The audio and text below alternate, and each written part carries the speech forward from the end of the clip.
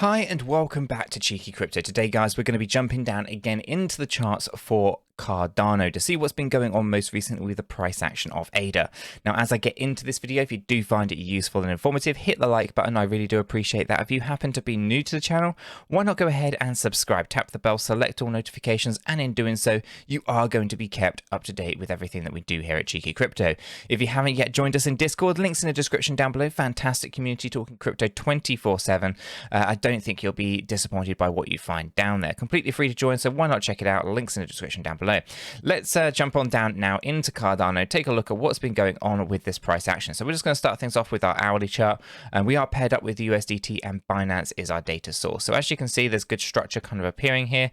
We haven't quite reached our impulsive trigger, but I'm going to show you why I think that's going to happen really soon. So we're going to have to take a look at that in a moment. But essentially, we are tracking quite nicely here on the larger scale. So we've got 5 waves up, 3 waves down, 5 waves up, 3 waves down, and we're just starting our next 5 waves up. So what we're going to do is I'm going to just jump on down into this. We'll just make this a little bit bigger here, and I'm going to kind of highlight we've had 5 waves up. This kind of completed the move here recently. So this was yesterday's play. Essentially, all of this is just actually wave 1. Okay, so wave 1. We are now coming down into this ABC corrective play right here. This basically becomes our wave 2, and we're going to go in for a wave 3 and a wave 4 yet to come. Okay, so what I'm talking about here are sub-wave counts within our wave count, which of course is a sub-wave count of the larger moves on the larger time frames. A little bit to get your head around, but essentially everything is really going well according to structure. Okay, now this being a wave 2 actually is quite a shallow, I guess a really shallow wave 2. Not something you would normally see with a wave 2, but it's pretty good to see that. And with this ABC corrective play now kind of looking complete, and we're oversold on our hourly chart, we can hop over to our 4-hourly chart. We're also just coming out of the oversold area. The 8-hourly chart is also in the oversold area. The daily chart needs to have the correction, which is fine. And our weekly chart is getting good progression. So essentially what we're looking for here is a wave 3, which will comprise of 5 moves. So essentially what we're trying to find is a wave 1, wave 2, wave 3, wave 4, wave 5. And this one should be larger than our wave 1, and significantly larger in fact. So if I were to draw this onto some kind of scale, we might have to see some kind of move more like this. Okay, something to this effect, because wave 3 should be the slightly larger wave out of all of them. Sometimes it's wave 5, but sometimes for the most part it'll be wave 3, like this one here. Okay, so essentially this is wave 1, wave 2 coming down, and then we're looking for these 5 waves up in towards our target of $1.26.7, and that's probably where I'm going to find a 4th wave correction in my opinion. Okay, so if we actually zoomed out, you can see the blue target is right there. It could be that wave 3 comes down just to that effect, bring that back down, and then wave 5 actually just hits that level. Then we go into some kind of probably flat corrective play for a wave 4, okay, and then a final 5 waves up from there. Okay, so we'd end up with something like this. Now when we zoom out, what we end up with, I have to bring this right down because it's quite a big move, essentially will be something to this effect. I'll just draw it out of the way over here, but a wave 1, wave 2, wave 3, wave 4, and a final 5th wave. Okay, so it will look something like this on a slightly larger time scale. So this is just the hourly chart, and we can map all these sub wave counts inside, but essentially what it looks like is wave 1, wave 2, wave 3, wave 4, wave 5, and all of that will be our wave 3. Okay, and then we pull back down into a deeper wave 4, or say deeper, but a more complex wave 4, some kind of corrective play that corrects our hourly, our 4-hourly, our 8-hourly, and our daily stochastic RSIs. We should be some kind of deep corrective play that's complex in its nature. It should not cross wave 1 low, so we do have points of invalidation, which will basically be $1.01. So we want to make sure that we stay above that threshold. Okay, so that's looking pretty good from that kind of pattern, right? So what we're actually tracking right now over the rest of this weekend, maybe into early next week, is to see if we can complete the next couple of impulsive moves up, okay, before we start seeing corrective motions. So we've got this this pattern here. We hopefully will complete this next set of 5 waves up, hopefully taking out our $1.26.7. Essentially once that is in, then we look for some kind of complex corrective play, and then we move up finally into the final 5th wave high, and then we go into big kind of 4th wave complex corrections, which will correct our daily chart.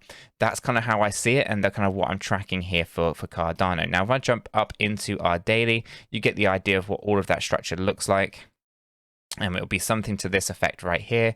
And again, you know, people might be thinking that we're already on that kind of third wave with a fourth wave and so forth. I don't think we are yet. Instead, I think there's a sub-wave count just inside here, which is one that we're currently on right now, essentially being, you know, wave 1, wave 2, wave 3, wave 4. We come up for that wave 5 high, like so, okay? So that's kind of what we're tracking. And as you can see, wave 2 was deep. Wave 3 should be overextending and should be longer than wave 1. The minimum is 1.618, which is for us $1.26.7. We pull back down into some kind of complex. And when I say complex, it could be some kind of double corrective move. It could be something that we've seen already with Cardano on a larger scale, which is an expanding flat correction. It could also be a running flat correction, where something similar like this. But it could also be a triangle, right? We could also be looking at, you know, something you know, triangular in nature. So lots of things to kind of watch out for in this fourth wave correction when it comes, and there's lots of different things that we have to keep an eye out for in terms of the patterns that are there. In my opinion, with everything that's going on with the daily chart, I wouldn't be surprised if we need to see a triangle pattern appear, because that will allow us to correct our daily stochastic RSI while still having motions to the upside and to the downside in a triangular wedge-shaped pattern. So we'll watch out for that and see how that plays out. But essentially, once all that is done, I expect us to move up into a final fifth wave higher. And all of this, guys, as I said previously, is wave 1 on our weekly chart. We then pull down into some kind of fourth wave correction afterwards and to correct our weekly stochastic RSI. And then we move up into a really massive wave 3 when then wave 4 and 5 will follow. Okay. So again, I'm imagining new all-time highs are, you know, going to happen this year. They're going to be just around the corner, and you know, I think it's going to surprise a lot of people with where things actually end up. In terms of kind of what I'm thinking for kind of prices, obviously all of those 5 waves, guys, will sit inside our weekly right here. Yeah, you get the idea now. Everything's nesting. You know, we could be moving out, you know, $7.50, $10. You know, it's really hard to know for sure. Essentially, what we've got here is a wave 1 that's actually a reasonable size on the weekly, and a wave 3 that's slightly larger. Now, and potentially wave 5 might be the largest of all of the waves just yet. Okay, because we haven't seen a huge overextension on any one of these waves just yet. So it might actually end up being our 5th wave, which will actually melt people's faces when they start seeing the price of Cardano. So yeah, the catalyst for change there is going to be quite significant, one to watch out for, because yeah, there's so much going on with Cardano that the catalyst and the, I guess the reason for price discovery is going to be all about the demand for ADA and the supply squeeze for ADA. Okay, so as we start to get into this really deeply, I think it's going to be quite a bit of a shock in the same way that Bitcoin's going to have a shock to the supply. They're going to be shocked about just how fast this thing moves to the upside. And people will be, I think, in my opinion, regretting not buying here and not buying right down here on wave 2. So obviously, you know, these are the 2 big kind of corrective plays within this structure. Chris and myself, we're buying down here at less than 10 cents. And again, we've been saying to everyone in our Discord and Patreon that essentially this is an opportunity to kind of capture the final 5th wave higher in this bull run, and try to optimize the amount of dollar cost averaging that you can do and all that kind of good stuff.